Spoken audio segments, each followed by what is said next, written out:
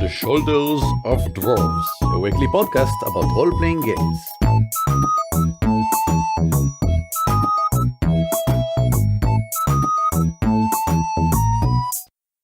Hello and welcome to episode 24 of On the Shoulders of Dwarves, a weekly podcast about role-playing games and the gamers who game them. My name is Eran Aviram. And my name is Uri Lifshitz. Hey there.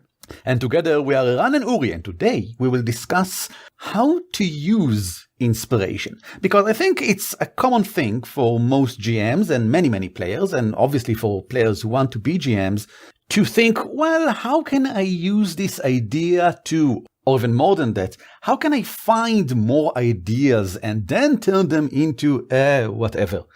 And we want to focus on both parts of the action, where to find some inspiration, quickly, effectively, and in a way that is usable. And then how to actually utilize that inspiration, those ideas, into things that are relevant and interesting in your game. Now, there are two major issues here that we want to discuss. It's very tempting to say, okay, I'm a player, so inspiration and how to devise NPCs and game worlds and game mechanic is not up to me. That's the GM part, and she can do it amazingly well, and I'm here to play a game. But the truth of the matter is that inspiration is catchy. Once someone is being inspiring, it tends to inspire everyone to do more. You can see it very easily when someone does an extra effort in bringing tasty food to the group, doing a small doodle of all the characters, or simply preparing something interesting for today's session, and everyone say, oh, that is awesome, that made the game more interesting, I should probably do something like that as well. So the main and most important reason to take something inspiring and do it is its own reward, I would say. I also think that both you and I, Uri, enjoy games in which everyone is participating in the creation of the story. I mean, there are games, and they are legitimate and fun for everyone, where you just go through a dungeon, kill everything, and have some fun rolling some dice, and that's great. But I think, again, you and I think many of our listeners, love it when the players are active in adding to the world, in doing interesting things with the characters. And I don't mean just speaking in voices or acting or the like. I mean having interesting stories and drama that accompany the characters. And all of these things do require the players to have inspiration and then use it. Yep. Now, basically, there are two scales for inspiration, the large and the small, and we shall focus on the small scale, on things that happen right now in the session. There's also the large scale, on which we'll focus in a future episode, which is about how to create an interesting campaign, how to use your amazing idea in the creation of an adventure. It's all very interesting, but I think it's a different set of skills than what we're doing now. So let's start with the now, Uri, and with a thing that is actually the basis for everything, sources of inspiration. Indeed. The most difficult problem that I usually face, either as a writer or as a GM, is simply, okay, I got nothing. I am staring at this blank page or this blank Word document, and I got nothing. And I want to be inspired. I want to sacrifice a lamb to the goddess of inspiration, to a muse of some kind that will give me amazing ideas that I will turn into games. And nothing happens. And the secret is, and it's really quite simple, you can't force inspiration. You have to go and look for it. You have to actively do things and look for sources of inspiration when they cross your path. And that can be as simple as a building you see. You see a building, it's an interesting building, and instead of saying, oh, it's an interesting building, moving on, you should really train your mind to say, oh, yes, that's an interesting building. That is awesome. I would love to see a wizard standing on that balcony and like shooting fireball into that intersection, and fire trucks trying to turn it off, and there's elven archers on the other wall, and oh, wait a moment, this building is actually the seed for my next Shadowrun encounter. Amazing, because that can happen there. I like to do this with a whole bunch of stuff. If I meet an interesting person, I would immediately file him as an NPC relevant for some campaign. The same with fictional characters from TV or from an anime show or movies or books. If I see something which is interesting to me, I assume it would be interesting to other people, so I'm going to place it in their path. I think that a lot of people are wrong in thinking that they should just wait for the muse to come and that it's a fickle thing and it might come and go whenever, but it actually, like you said, it's a skill. You need to look at something and get inspired by it. Actually, I don't even like the passive form of it. You're not inspired by something. You are using you quest actively for inspiration. Yeah, something like that. It's the ability to look at something and say, well, let's question something about this. Here's a new idea. And then the question, can I use this idea in something, is a completely different question. You might have a gazillion ideas that are irrelevant to the game you're currently looking for.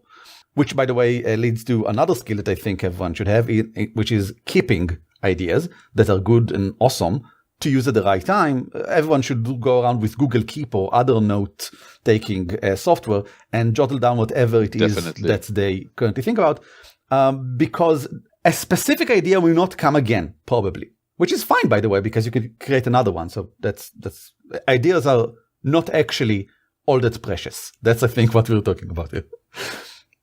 And if you're thinking, oh my God, I have so many ideas, I'm going to write it down. I don't have the time to write everything down. What do I do? Well, relax. It's fine. And the more out of context your ideas are, the more you can redevelop something interesting out of them. I have a file called Bits and Pieces, where I write down pretty much every idea that I have. And most of them are just either stupid or completely out of context. Yes. For example, bananas as airplanes. That's a line from my Bits and Pieces file. And you know what? I'm looking at bananas as airplanes, and I'm coming up with a lot of brand new ideas that probably weren't there in the beginning. So just use your seeds of inspiration to create other inspirations. As we said, it's basically a skill. I would suggest to people who are new to the skill to just ask a specific question again. Mine is, how can this be used differently? Like, for example, if I look at a potted plant and I say, well, how can this be used differently? It's inside a house, so it's probably not a fruit plant. So wait, maybe what if it was a fruit plant? What if there is a society in which everyone is growing fruit plants inside their homes for some reason? And then here I have an idea and I can probably use it with something else. If you want to create an idea that is relevant to what you are currently playing, just use a question that is relevant to what you are currently playing. Yeah, if you're playing a vampire campaign, how this potted plant is used by vampires? Why would vampires grow this specific potted plant? What does it give to them? How can they use it? Are they using it to drug people? Is this alluring to humans? Is this something that tastes like blood or smells like blood, so it's enticing to them? I want to run a vampire campaign now. Not now, Uri. Now we are recording a podcast. Not now. Focus, Uri. Continue. Okay, I have this really, really weird inspirational story. My family was vacationing in the south of Israel, and there's a city called Ashkelon, which if you pronounce it incorrectly, could be translated as fire and disgrace. Oh, you're right. I didn't think about it. That's how the whole story began, because I watched a road sign and said, fire and disgrace? Haha, that would be an awesome name for, wait a moment. And then I stop in the side of the road and I figured, okay, so there's a city. It's called Fire and Disgrace. What happened in this kind of city? So in this kind of city, people would be executed. This is like the execution place for traitors and people who did something against the monarchy of some sort.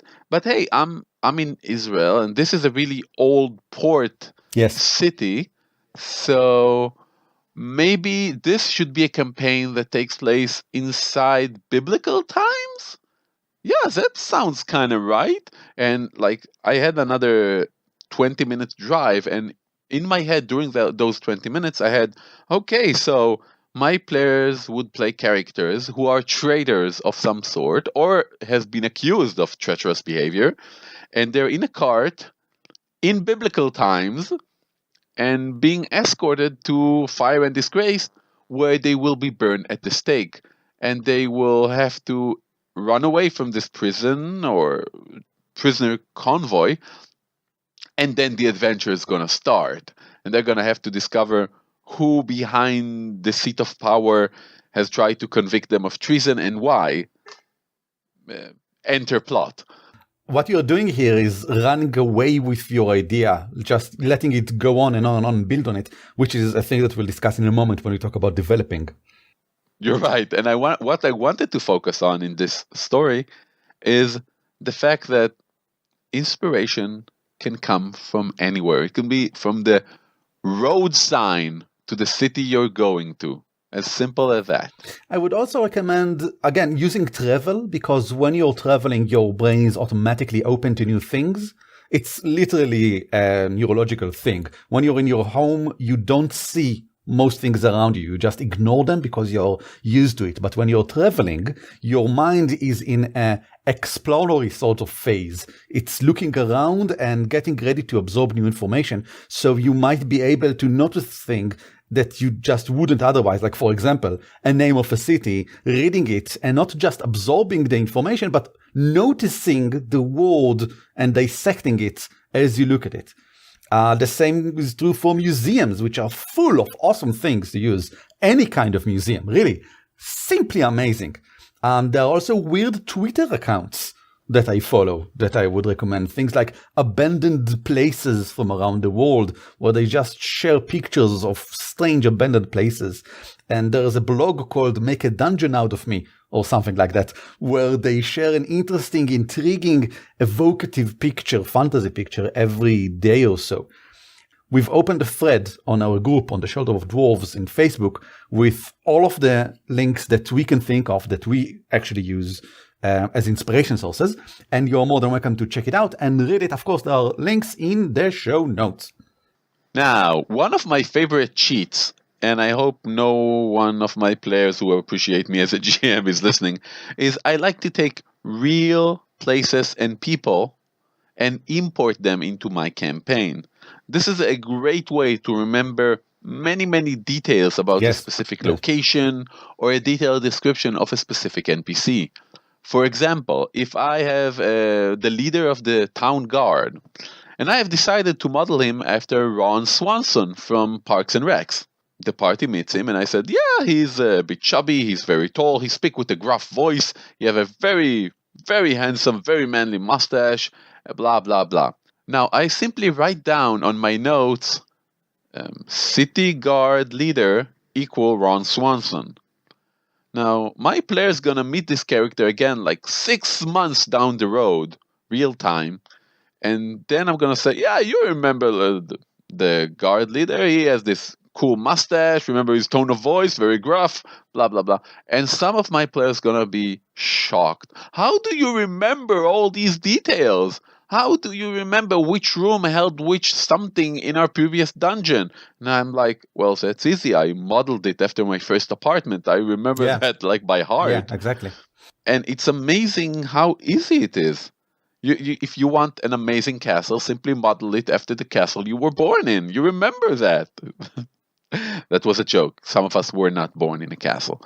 But using real life object, people, locations, in order to model things and be inspired from them inside your game is an amazing opportunity to create things and be inspired. Okay, so we discussed how to create the basis. Now let's talk about developing that basis and turning it into something usable in the game. And Uri, being a person of the improv persuasion, has various tools that you use in your improv shows and obviously in the game table as well, because there are a lot of connections between the two. So what can you recommend? Well, there's 3 maxims which work amazingly well on stage and on the gaming table. Number 1 is the obvious. If you heard of improv, you heard of this rule. It's called the yes and rule, which means, yes, I accept something and, as in I'm adding more to it. So if you have an idea, for example, okay, there is a castle. you immediately go, okay, yes, there is a castle, and I'm going to add something. This castle is red. It is colored brightly red. Okay. Yes, there is a red castle, and there are guards at the entrance. Yeah, etc., etc. Always take an idea and add something to it. There are plenty of improv game which based solely on this principle. Two-person, one said, okay, would you like to buy this washing machine? The second one said, this washing machine comes also in color blue and yellow. The first person go, yeah, it comes in blue and yellow. It's also doesn't need any electricity to run on. And the first person again, yeah, it doesn't need any electricity. It also produces diamonds. The first person, yeah, it not just it produce diamond, it's also allow you to fly, etc., etc., etc. I think that this shows how this technique is the best utilized in a group. When someone says something and then someone else says yes and it doesn't have to be the GM. It has eventually to be the GM. The GM has to approve everything.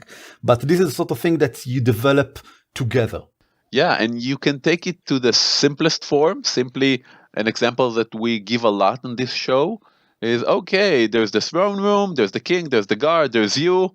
What else is there? Each player can add one more item to this mess. So one would say there are beautiful pink curtains. Another player might say, oh, there's a banquet on the table. It's like ready with tons of food, etc. And that create a wealth of information and detail that me as a GM would never have thought of. Yeah, and this is utilizing player inspiration. Again, it's them that create the thing. Not to mention that people who create something feel some sort of responsibility to it. Yes. If one of the players said there are pink curtains, probably they will utilize it in some way. There's also another version of it where a player might come to the GM and ask them a question. And the question might be something like, is there a mages guild in this city? And the GM, going with this concept, will say yes. And they don't take new recruits, or they are all necromancer, or they also for some reason live in the clouds, or you, player B, what is different or strange about them? But just to make it clear, I don't think we encourage GMs to just agree to everything that is asked of them or presented as a question. If it is completely unreasonable to have a mages guild in this city, you can say no. But there's a single mage living in X, or no, but the clerics are really strong here. Or you can say something like, no, but why are you looking for a mages guild? What do you want? Oh, I want to buy a magic item. Ah, okay, well, there's a magic item shop. You don't need the mages guild for that. Yeah, I think the basic and most important assumption is the player asked this question for a reason. There is something that they want to achieve. Try to figure out what that is and promote that plot line rather than answer the specific question. Is there a mage guild? Oh, interesting. Why would you like a mage guild? I would like to enchant this weapon. Oh, for that, you might be better off with the old hermit named Fred. He does this sort of thing around here, etc. Excellent. Now, my second tool for development is another great improv trick. It's called, if this is true, what else is true? This is unlike yes and, which builds on what happened. This builds around what happened. So, like you mentioned a moment ago, if there's a town and there's a mage guild and they're all necromancers, if that's true, what else is true? So I would imagine it's, and again, it's not necessarily, but it's things that help you develop. If that's true, then maybe there are no paladins or any other good aligned cleric in town, because otherwise they would be in a tremendous war. Or maybe they are here, but there's a huge political struggle between the two, and there's a third party, maybe a king or maybe a goddess or whatever, that keep them from attacking each other. All good ideas. Again, if this is true, what else is true? And you can always ask yourself that question. There's a single mage guild and they're all necromancer here. If that's true, what else is true? There's a huge ley line of necromantic energy who fills the town. If that is true, what else is true? So they have defeated all other mages in the area. They're the only mages for miles and miles and miles, and they rule this land. Again, this always helps to expand a specific something that you have. Yes. Wait, I just want to emphasize something that it might feel like these tools are just for the big things. You know, if there's a mage guild and they're all necromancer, what else is true? Blah, blah, blah. But all of these work on all scales. So, for example, if my character is devoted to Pelor, if that is true, what else is true?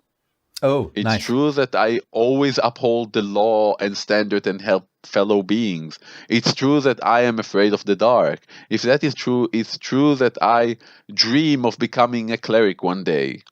Again, never make the mistake of thinking that story development is differentiated from character development. Yes, and sorry, continue. And my third suggestion is amazingly simple and yet surprisingly powerful. Make strong choices and commit to them.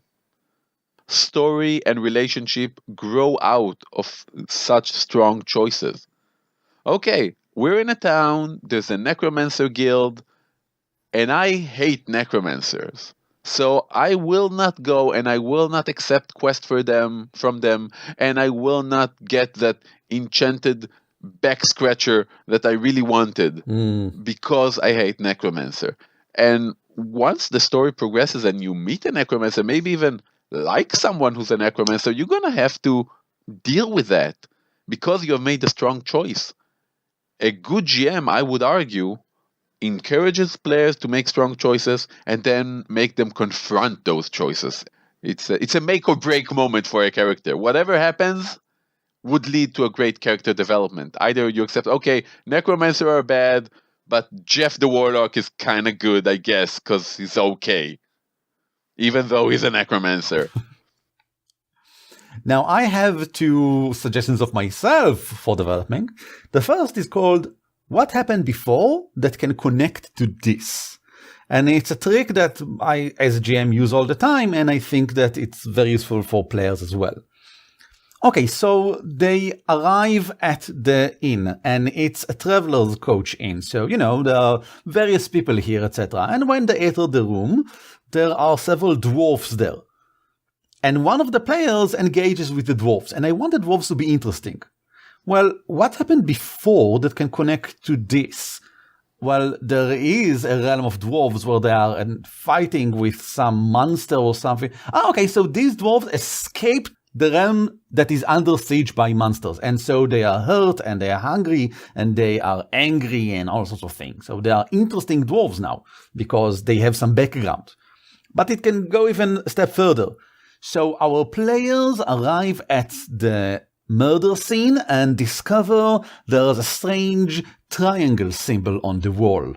Why? Because I really wanted them to find something interesting, but I had no idea what, so I said in the spur moment, triangle symbol on the wall.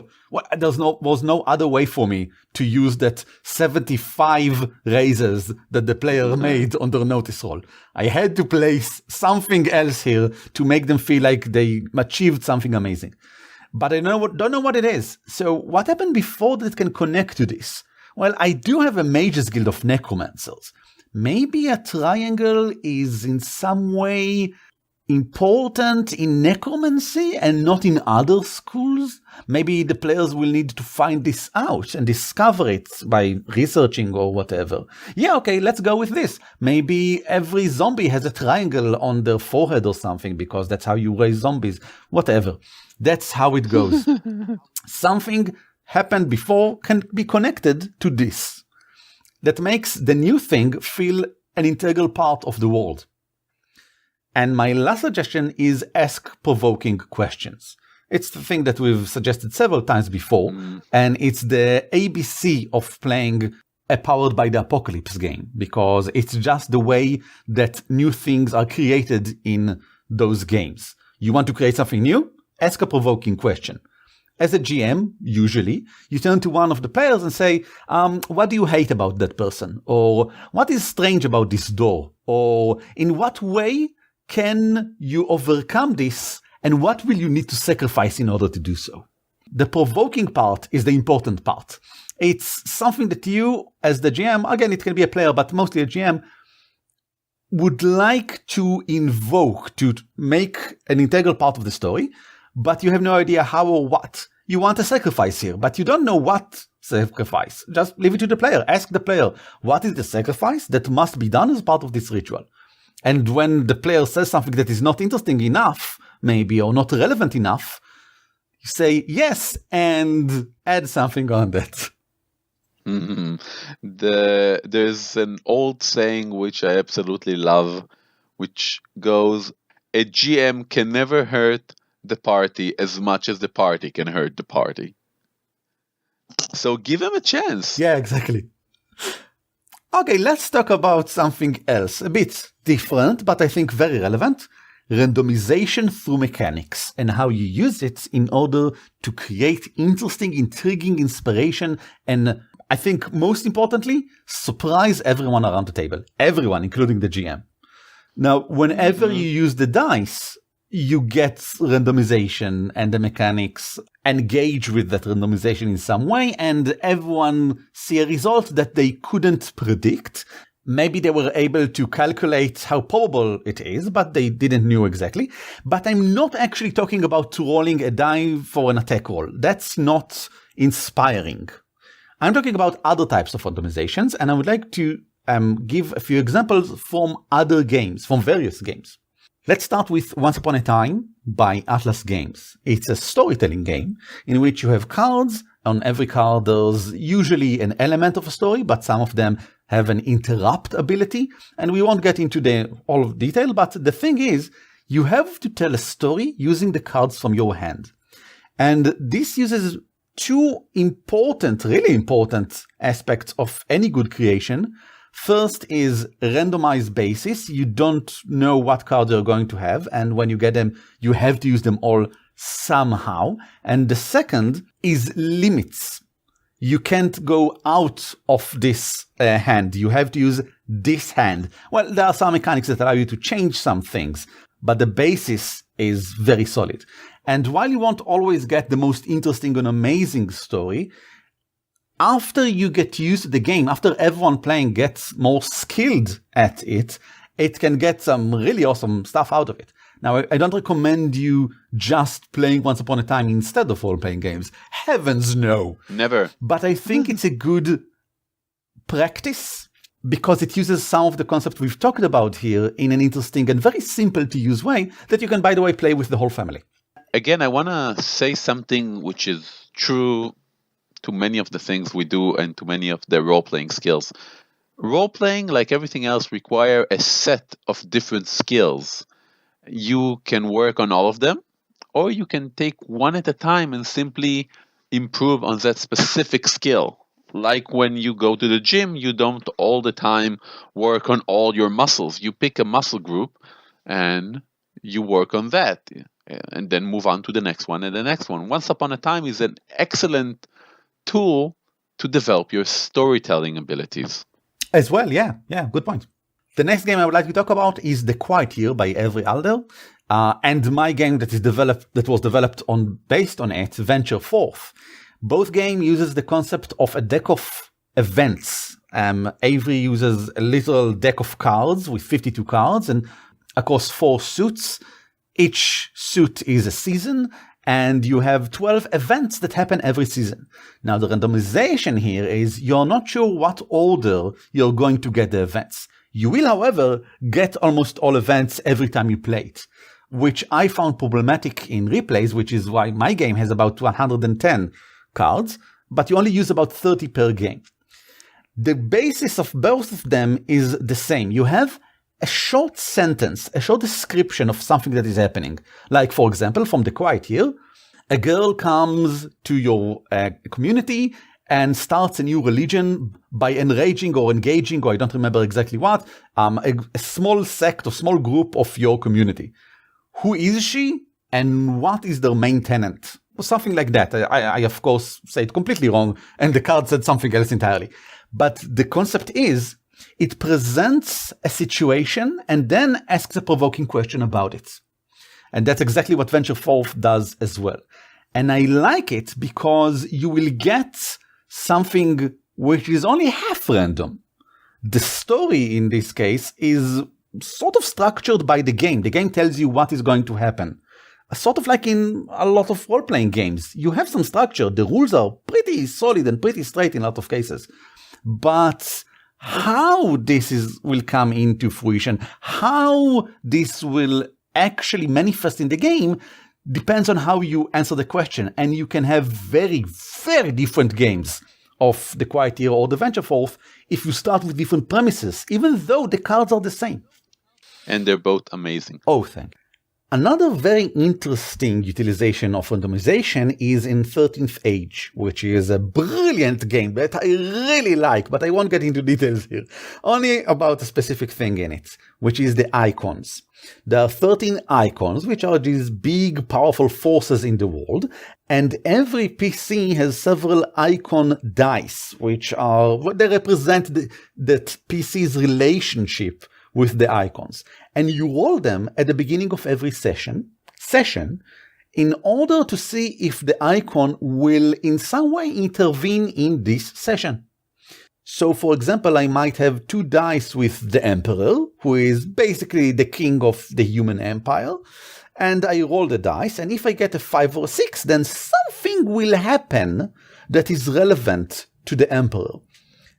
We don't know what. The GM and the player should discuss it together and come up with something, unless maybe the GM has an idea, something that is maybe already relevant to the story that can be emphasized in some way. Like, for example, when you meet the spy, apparently she is a spy for the Emperor, and she might not know the PC, but when they exchange the secret codes, she can then give him some support, maybe she can then give him some more information, maybe bypassing the whole persuasion role that should have been here, because she really trusts him.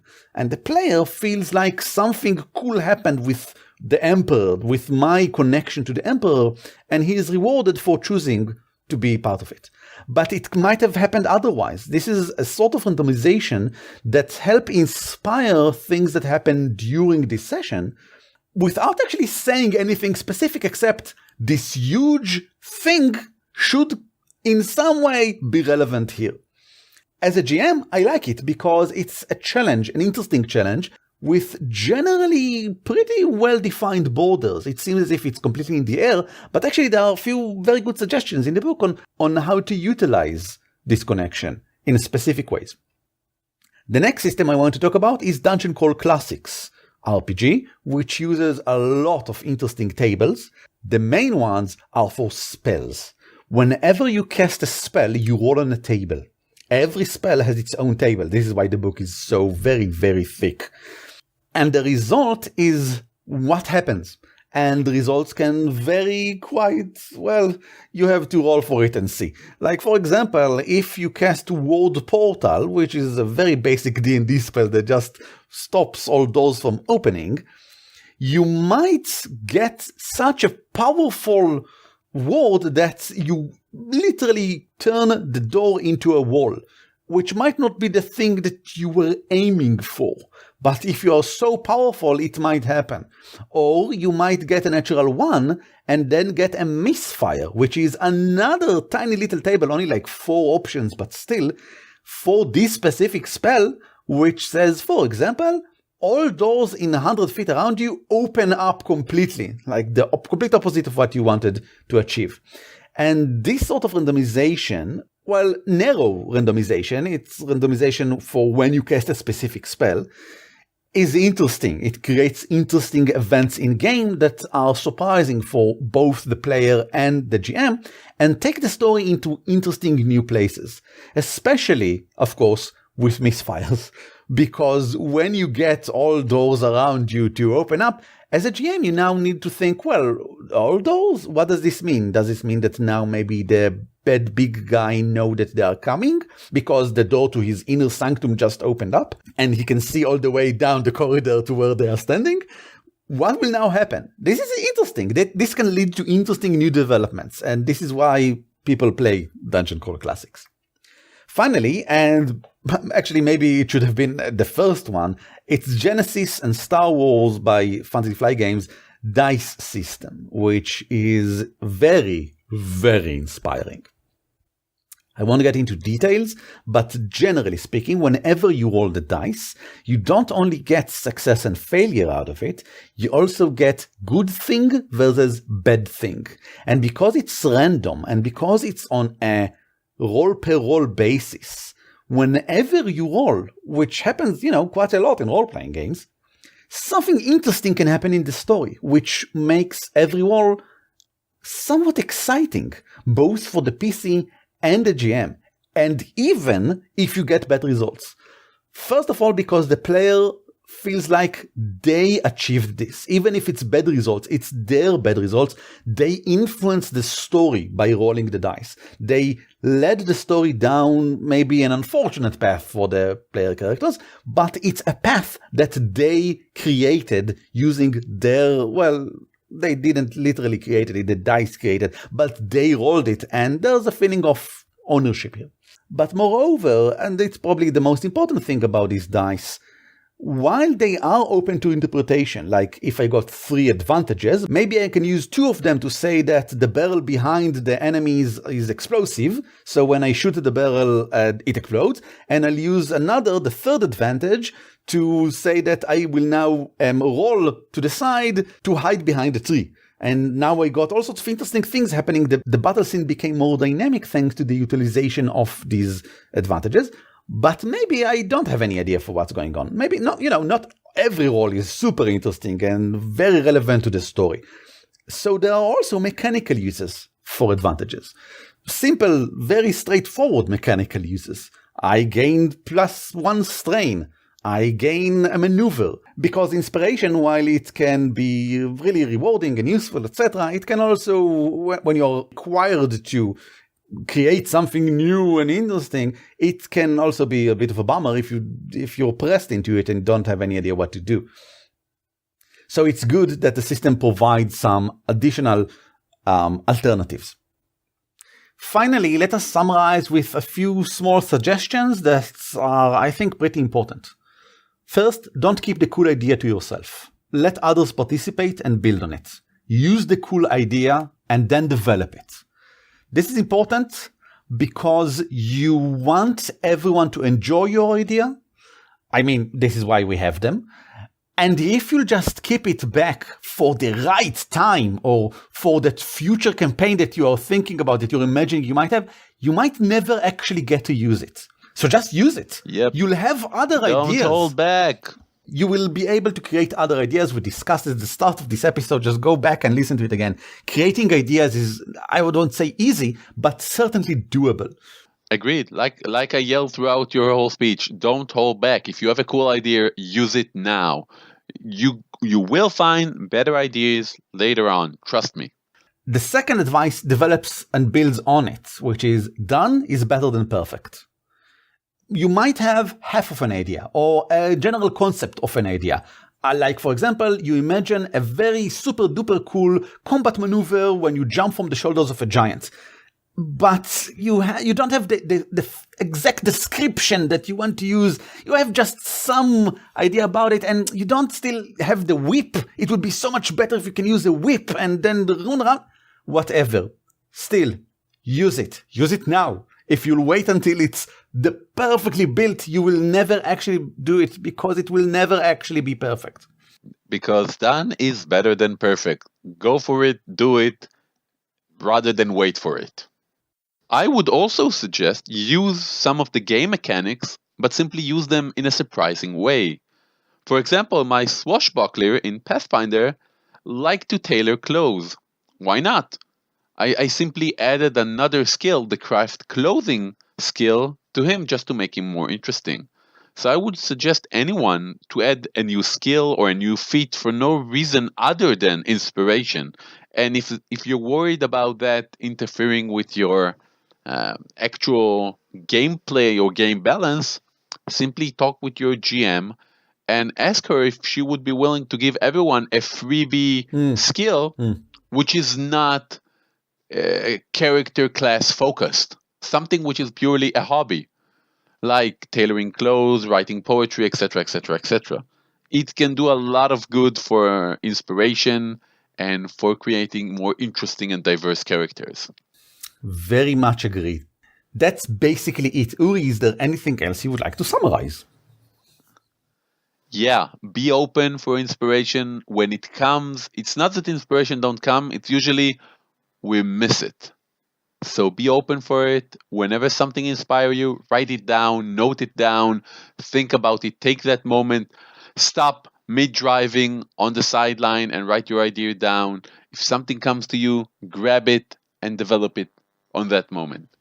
And I would say the other way around. If you're in need of inspiration, create some. Go out and watch, I don't know, even birds. Look at something uninteresting and ask yourself, how is this actually interesting? What could be different about it? How can this be relevant in my adventure? Watch a new documentary that you've never watched before on Netflix or whatever. Just pick something that might even look super duper uninteresting. Watch it for 5 minutes. And if nothing comes by that point, move to something else. You know, you mentioned even birds, and there's a poet called Wallace Stevens, and he wrote down 13 very short poems titled 13 Ways of Looking at the Blackbird.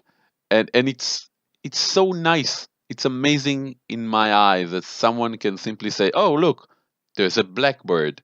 It's a bird. Now let's try and look at it from 13 different perspectives and see what we get. Nice, I like it. We will, of course, post a link in the show notes for all those. And now it is time to take the load off. Loads. This is the part of the show in which we talk a bit about what was happening, what is happening, what shall happen, role-playing game-wise, in our lives. Uri, what's up? Well, I had a great Pathfinder game, and it's amazing how you can take the smallest things and make them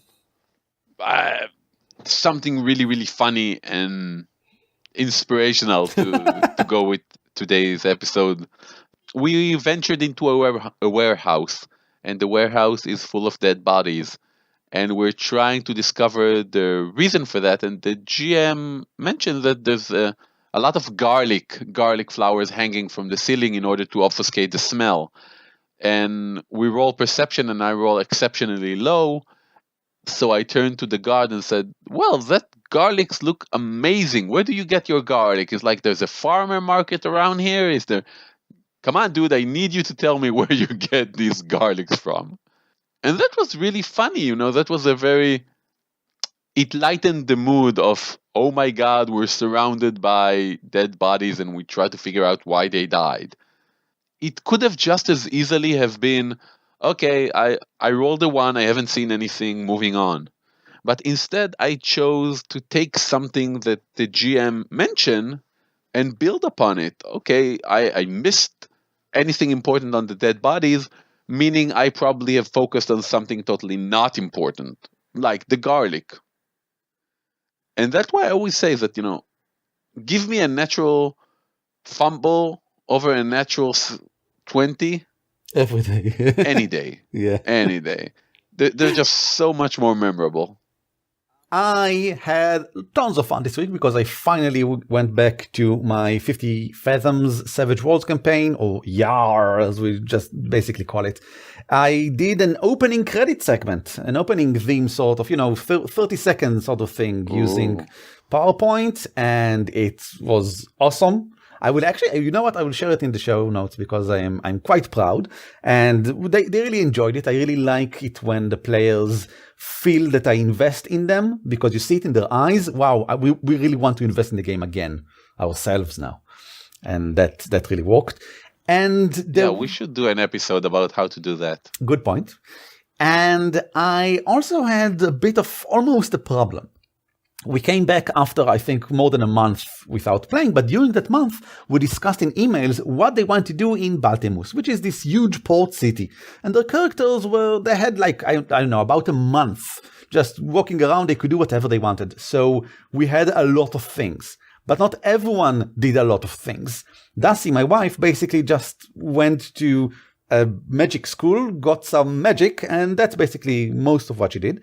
But Ev, who really likes to do a lot of small little details and get into business and make sure that he gets everything out of every opportunity, we sat and talked about 45 minutes at the start of this game. And I was worried that the other two players weren't as interested in what was going on. I mean, there was a lot going on. I've wanted something, we rolled for it, I came back with a solution, we continued, etc., and they barely talked to the other two. But I kept making sure that they are engaged, they are still interested. I was making sure they didn't look to the sides, that they don't, look at the watches or whatever, that they actually look at us and suggest things. And they are still in the story, they are still entertained and amused by what was happening, and they cared. So even though it took, I think, almost an hour of just focusing on Ev, it went well. It was okay. The thing is just, as a GM, to keep an eye out. When you give someone the spotlight for so long, it's important to make sure that everyone like looking at the spotlight. Otherwise, it's a problem. I think that is everything we have to say. For now and forever. Until next week. Yes. So join us next Monday for another episode of On the Shoulders of Dwarves. If you want to ask us a question, we're available on email, on Twitter, and on Facebook. If you want to simply share something with us, we have a Facebook group called On the Shoulders of Dwarves. If you have something to say and you don't want to say to anyone, simply whisper our names, On the Shoulders of Dwarves, and then pour your heart out. We listen. Or email us again at show@dwarfcast.net. So until next week on Monday. Later out. Shoulder of Dwarves is shared under Creative Commons Attribution Non-Commercial 4. The intro and outro are taken from Silly Fun by Kevin MacLeod. Licensed under Creative Commons by Attribution 3. Find us at dwarfcast.net and follow us on Twitter or Facebook.